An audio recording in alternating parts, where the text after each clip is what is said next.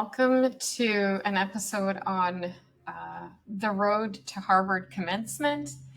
I have so many people in our community are asking me more about that journey and to share a little bit about the reflections on the last 4.5 years. And so I thought I would do that on this podcast episode and share a little bit about how much this degree, this master's in the field of psychology, it's actually a master's in liberal arts, specialized in psychology.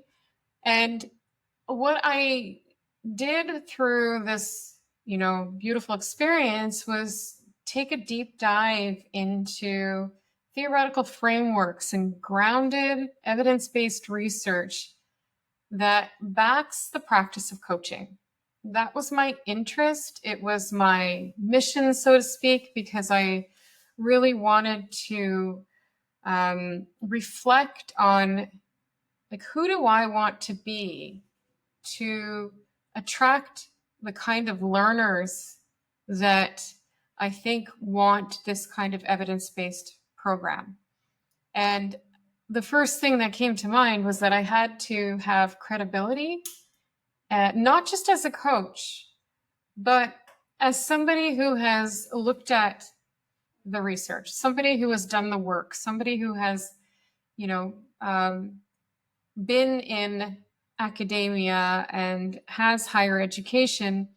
Because honestly, a lot of our community, the people that we attract have higher education. They have graduate degrees, masters, PhDs, which is fantastic. We also have a lot of executives. We have a lot of entrepreneurs who don't necessarily have academic backgrounds, but have taken a deep dive into life research and business research and, being masters at their craft. And so I felt like I had to be a master at mine. So of course, I'm a master certified coach. Our programs are all accredited by the International Coach Federation. I have designed and developed all of the courses in our community. And I've done that really very organically. We started with one course. We started in 2016 with one course. And that course was the beginning and the foundations of what I knew as a coach, to be honest, and what I had learned through all the mentorship that I had received. So the degree at Harvard was a natural step, and it was something that I felt was necessary, something that stood out. So I could have done a master's degree at McGill. I could have gone to U of T. I decided Harvard because Harvard would give me that differentiator and that credibility that I wanted for our students to be able to sink into these courses and have the confidence that what they were learning would give them confidence, that they could practice as a coach and feel like they were backed by the latest or the deepest or the most relevant cited research and work out there, that they had somebody who was designing this material who was deeply invested and passionate about learning as much as I can about change, science of change, motivation, resistance to change, the psychology of change, and all of those things. And so in 2020, I embarked on a master's degree. And I originally, with my first pro seminar course, we had to do a literature review, which is basically an early review of what would the research that I'd be focused on, what would I be focusing my degree on, and perhaps my capstone at the end of the program.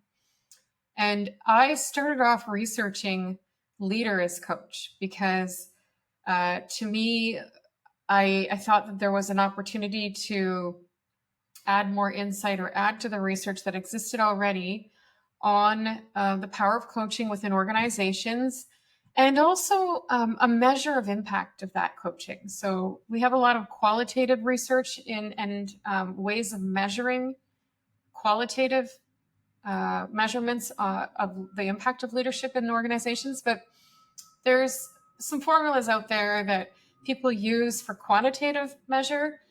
And yet I felt like there was something more that we could bring, something a little bit more robust and practical for organizations to be able to say, yeah, the change that we have seen in performance, the increase in collaboration, the increase in outcomes, in organizational outcomes is directly correlated to coaching. And that was what I was drawn to until I wasn't. Because what happened when I started researching, for some reason, everything kept bringing me back to schools. Schools are organizations, so I guess it makes sense. And I started to become super interested in the impact of coaching in schools. And so that led me down a path of doing a literature review on current practices of coaching in elementary schools across North America.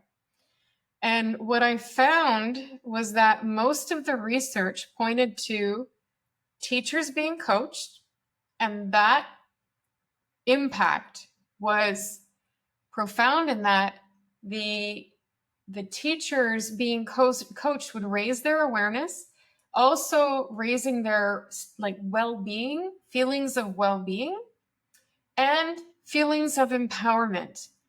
And it would also model for them some really healthy and empowering communication styles, which could then be passed on into the classroom. Because the other thing that came out was that the research shows that when children interact with their teachers in a healthy manner, when teachers are in good spirits, when teachers' well-being is prioritized in schools, children's well-being is a direct result. And so the well-being of the teacher is highly correlated to the well-being of the students. And I thought, oh, that's so great. Teachers being coached. But then I thought, well, I see adult learners come through our programs every day who, I want to say, experience a very unexpected, exponential effect of coaching when they jump into a certification program where they are learning to be a coach, which is different than being coached. They're learning the skills of being a coach, and they have this incredibly transformative experience that then begins to change all of their relationships, including personal and professional. So I thought, well, why don't we make every teacher a coach? And in that way, the teachers can still be coached, but then they're learning to be coaches, and use coaching skills in classrooms.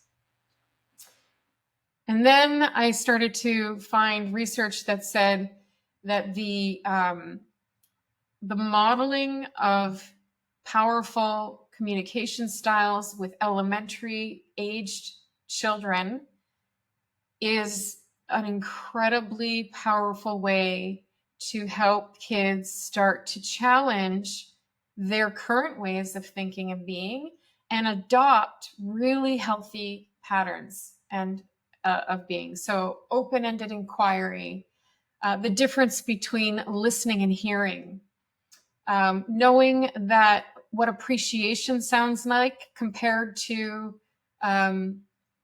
what we might say recognition or validation or acknowledgement. So appreciation and gratitude are its own category. And what does it sound like, and what is the impact of each? Because the teachers who are basically educators, who are coaches, would be modeling this behavior. And so kids are sponges. And one of the things that we noticed was that focusing on building that social emotional awareness helps the kids to become more socially emotionally aware. When we use skills that are symbolic of social and emotional awareness, like open-ended inquiry and clean questions and exploring metaphors, because we know the power of a metaphor and how metaphors represent point of view and perspective. And if we just spend some time exploring the metaphors that kids use, we can have a window of possibility into their worlds. And so this was a really exciting time for me. I made a proposal, I wrote a proposal, and I even proposed a study. And then I ran a pilot. I gathered 8 teachers from across Canada I had 2 representations from private school. The rest were public. And we ran a teacher as coach pilot program. And I was blown away by the impact it had on those teachers, and more importantly, the ripple effect of what it meant for the kids in the schools that they were in school with.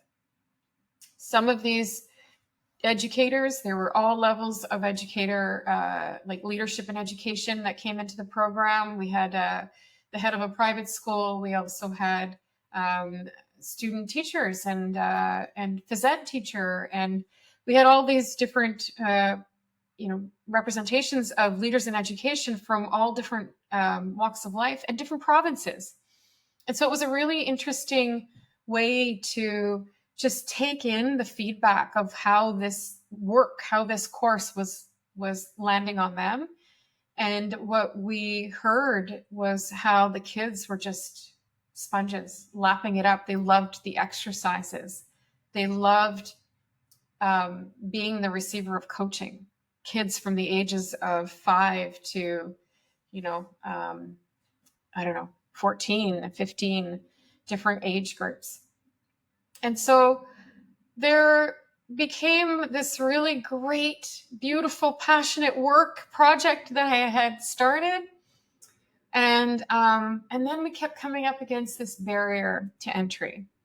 And the barrier to entry was cost. The public system is what I felt was the target audience for this work. And I was willing to go and do another pilot in a public school. And we just kept coming up with cost. Cost was a big funding. Funding for this was difficult. And so with some thinking and some contemplating and also consulting people much smarter than me in the world of education, I realized that the initiative, although powerful and really important, I had to come at it from a different angle.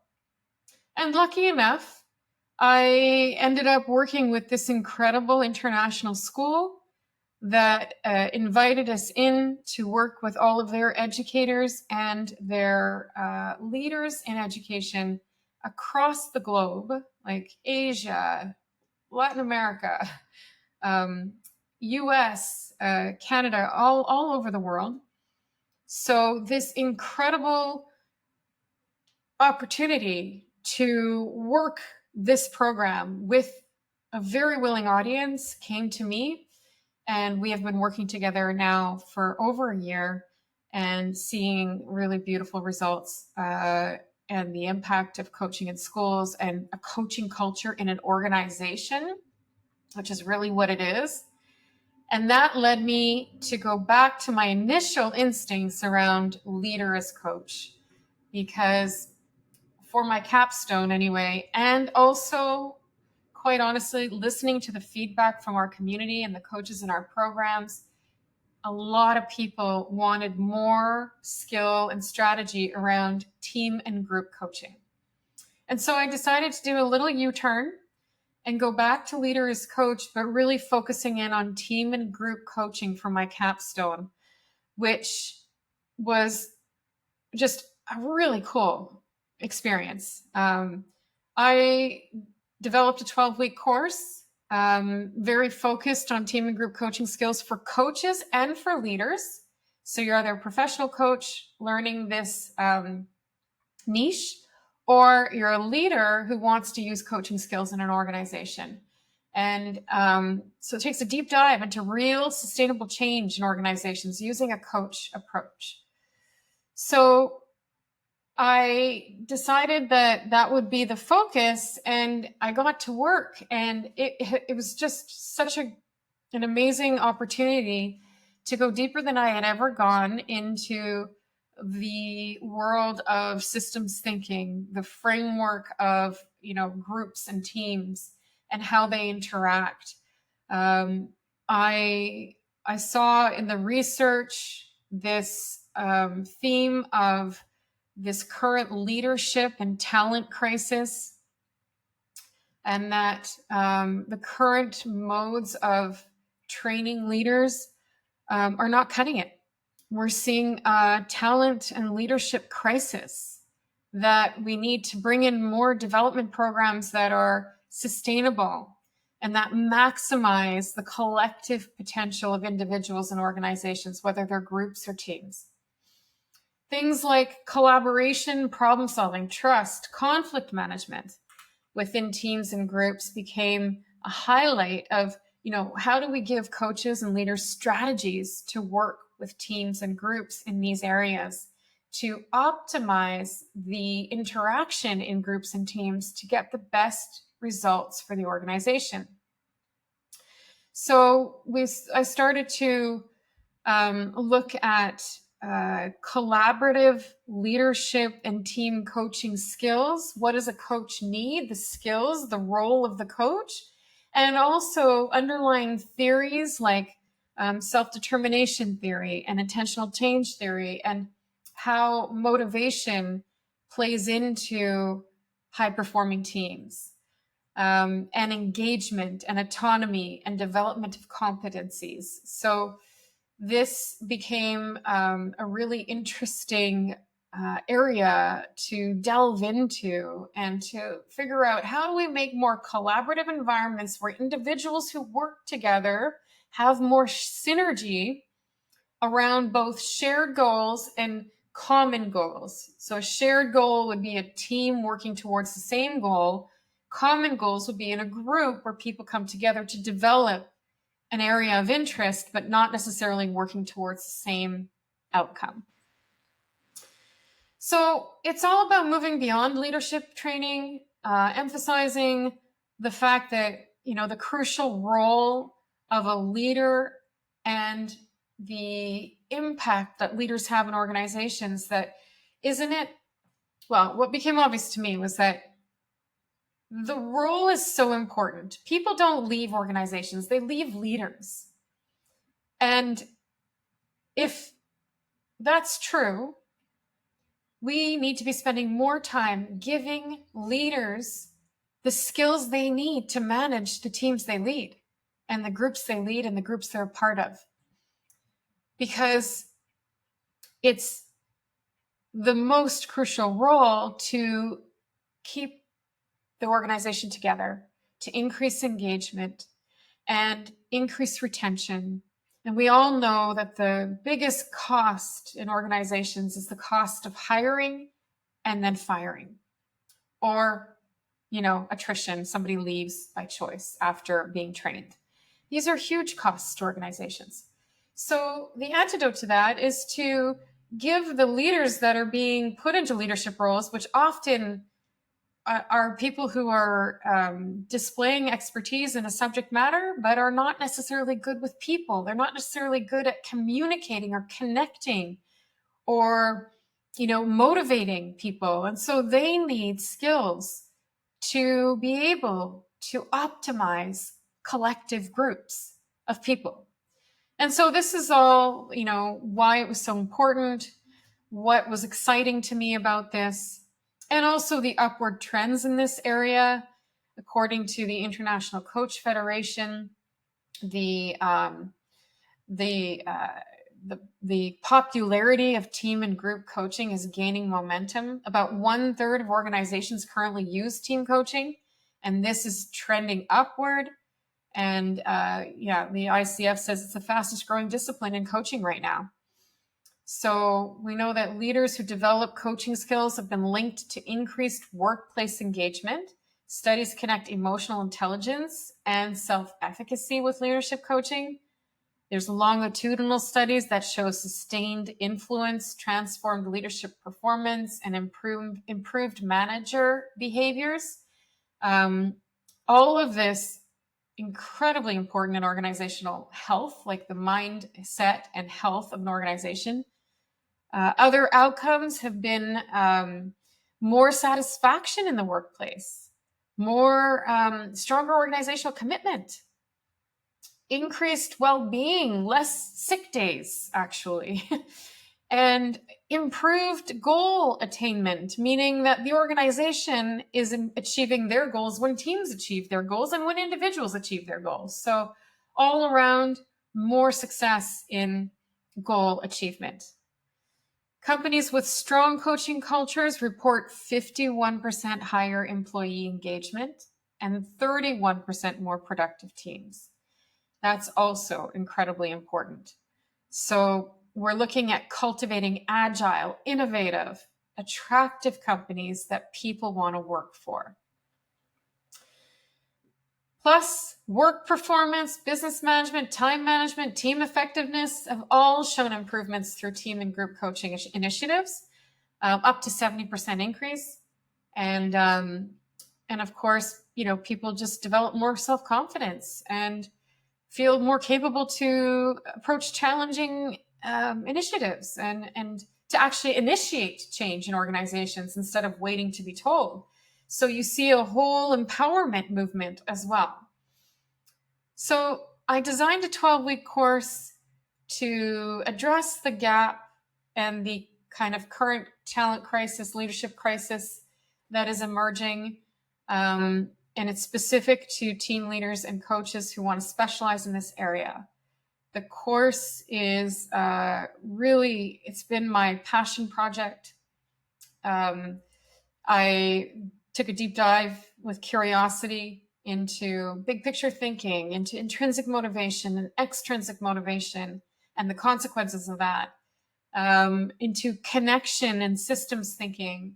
I took a deep dive into what is engagement in organizations. What does it look like, sound like, feel like? And what is the overall well-being of the organization worth to the organization? And I even went into the nervous system responses that occur when we are in a coaching environment or when we're not.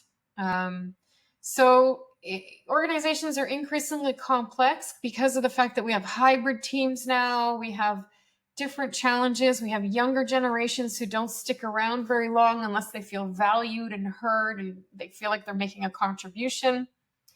And so that role becomes even more important. And it also is what I'm really proud of is the evidence-based approach that I took to this. And I also used AI to supplement the learning. And I have, I've tried some really innovative type of approaches, making it a flipped classroom and super engaging sessions with opportunities to practice every single class what we're learning in as a group coach, more so than team, because we don't have a team environment in the classroom. But I've also created a simulated team project where we get to practice team coaching too. And so it's really all about being, being sort of thrown into the experience.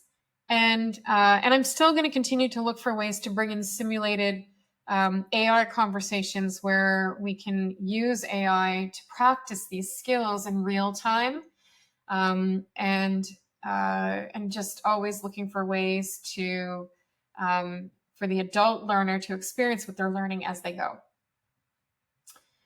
All of that to say that many developments have taken place over the last 4.5 years.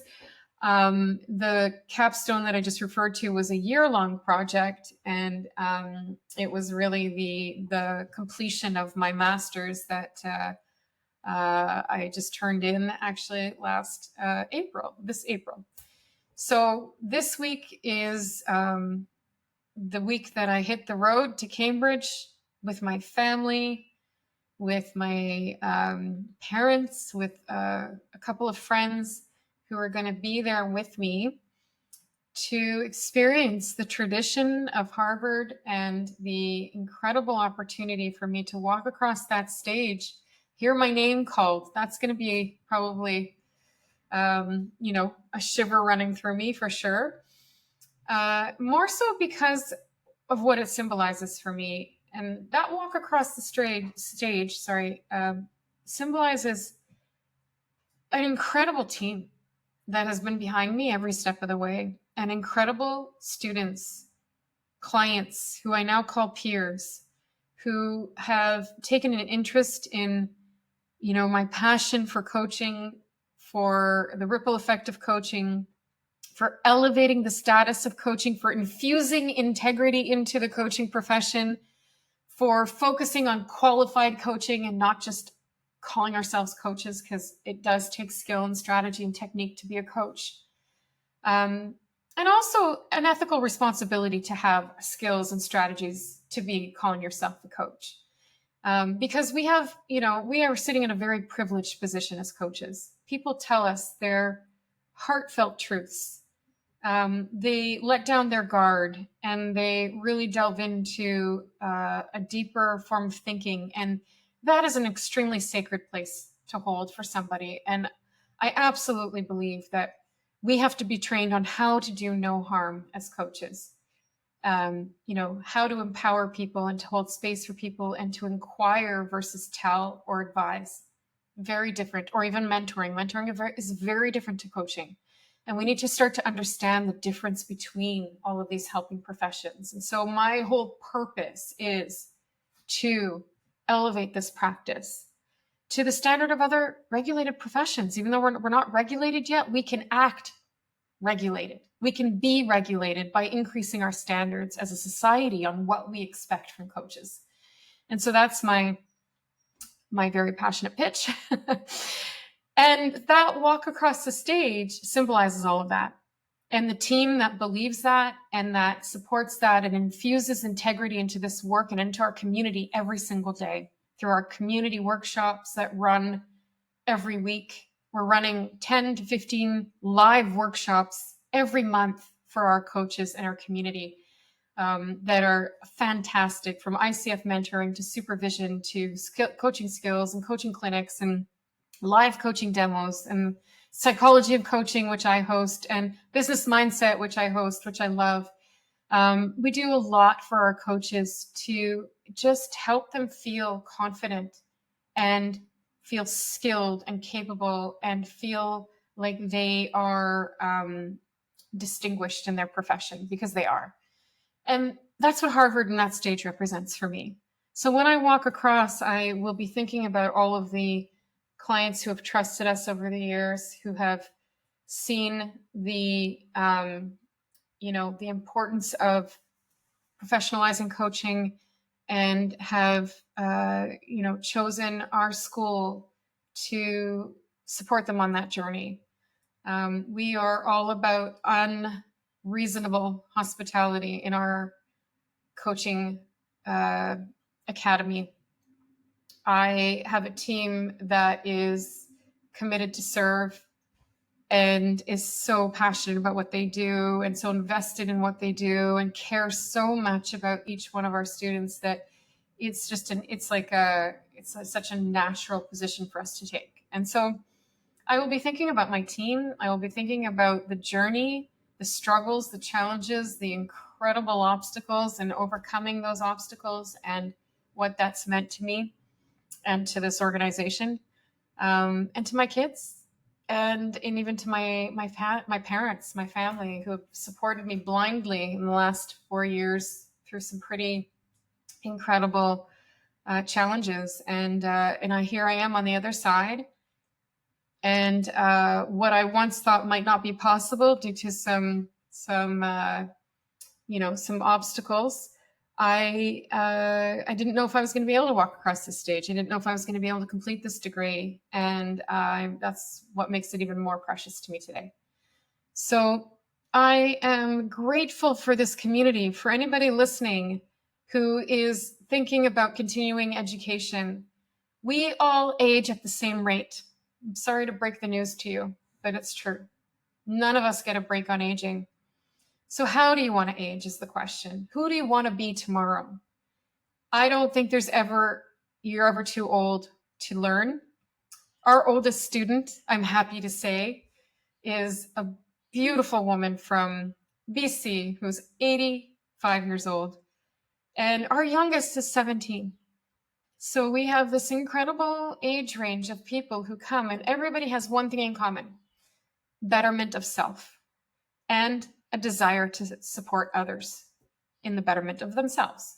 So it's never too late to learn. And if you're sitting there wondering, should I go back to school, whether it's coaching or something else, go back to school, because age like wine, get better, get better with the years. We have a choice and we have an intention, the ability to set intentions as people and humans. And so be intentional about how you want to age. And I don't think that you can ever regret a decision to get more knowledgeable, to acquire a skill, or to, raise your level of self-awareness, emotional awareness, social and emotional intelligence. Like, I don't think you can ever regret getting better at any of those things. And so I'm sitting here going, what's next? I don't know. I'm going to be coached on it. I was coached on it today by a class actually, that was so fun. And I saw a little light go on in my mind about what's next for me. So I'll be thinking about that in terms of my continued path to learning and growth.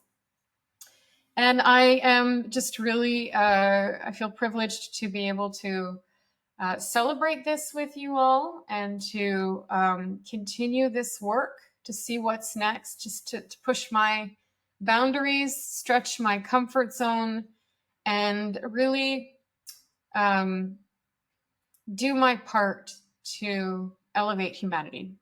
Whatever I can do in my lifetime, I will do that. And I am so thankful that there are people in our community who believe that I can do that. And so they come. So it's been so fun to share this reflection with you.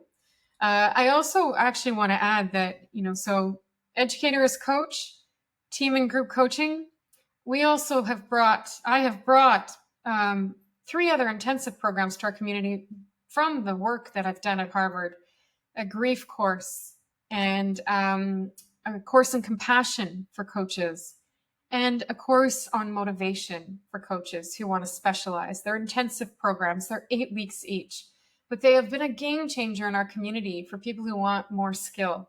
And it's been so great and so rewarding to bring these specializations to the community. So much goodness has come from this. I have nothing but positive reflections, even though it was very difficult at times to balance life and school and work. But I am absolutely have no regret, and I'm so grateful for the opportunity. So thank you all for tuning in. And until next time, keep coaching and stay curious.